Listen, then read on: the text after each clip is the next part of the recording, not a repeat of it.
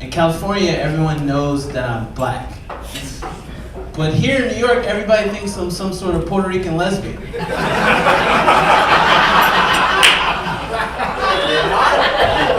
Every time I'm on the train, there's always like some old Spanish lady trying to speak fucking Spanish to me. She looks at me, she's like, ¿Dónde estás? Mister, I don't speak Spanish. What? What do you mean you don't speak Spanish? Well, miss, I'm black. And so are you. What? I mean, come on. You're not black. You look so much like my granddaughter.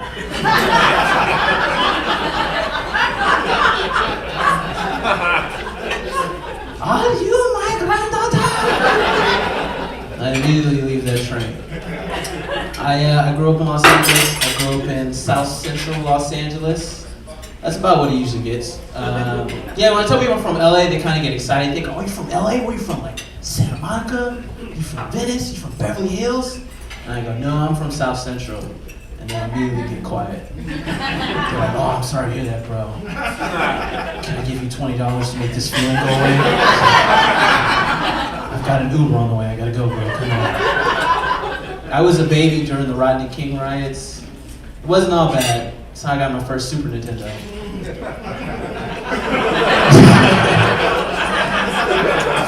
I'm gonna be honest with you guys.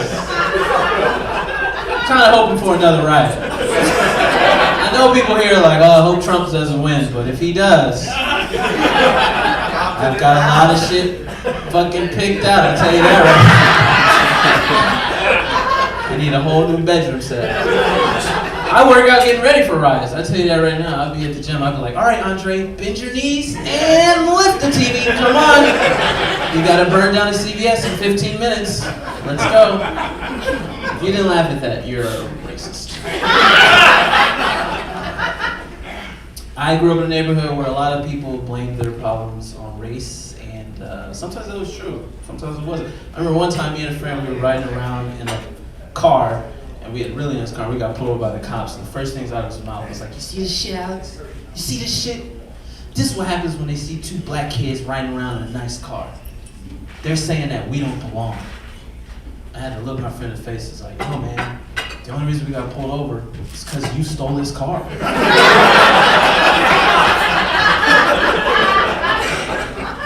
So like whenever something racial happens to me, I try and like put it in perspective, you know? Because I'm alive in 2020. It's not as hard as like Martin Luther King happened, you know? Like his life, I put myself up to that standard. Like I was doing a show in New Jersey, and I was the only black comedian there, much like tonight.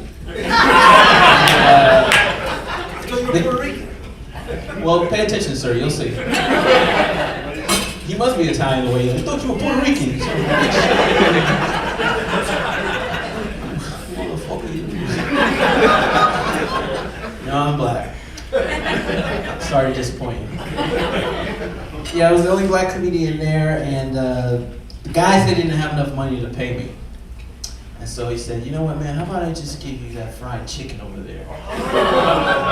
And all the white people got, just like you guys, they got quiet. They were like, I cannot believe that he would do something about this. We should go on Facebook. We should march. We should riot. And I had to turn into Martin Luther King on him. I was like, hold on now. Hold on. Now, even if this man had given me money, I was going to spend it on fried chicken. This man is not a racist.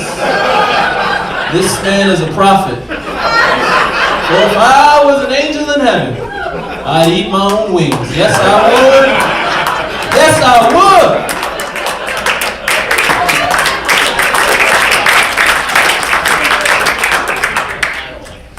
great being here. I moved to New York to become a really good stand-up comedian, and I realized that was a big fucking mistake. I should have stayed in LA and been famous. I asked myself what level of fame I want as an entertainer, and I realized I want benefit of the doubt fame. You guys know what benefit of the doubt fame is? You should know in this climate. Basically, benefit of the doubt fame means if I ever get caught masturbating in a movie theater, I just want all my fans to be like, man, what movie was it though? And I'm from LA. I know what kind of movies they like. They like slave movies and they like gay movies. Which is why I'm gonna make a movie about the first openly gay slave. And slave is gonna fall in love with his slave master. And I'm gonna play both parts. The title of my film is called Uncle Tom's Closet. It's just gonna come out twice in 1 year. Black History Month and Gay Pride Month. Produced by Tyler Perry. All right, I gotta go. Thank you.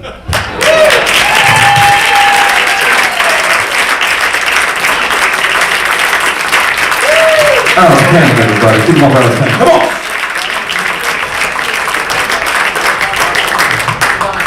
The next act, very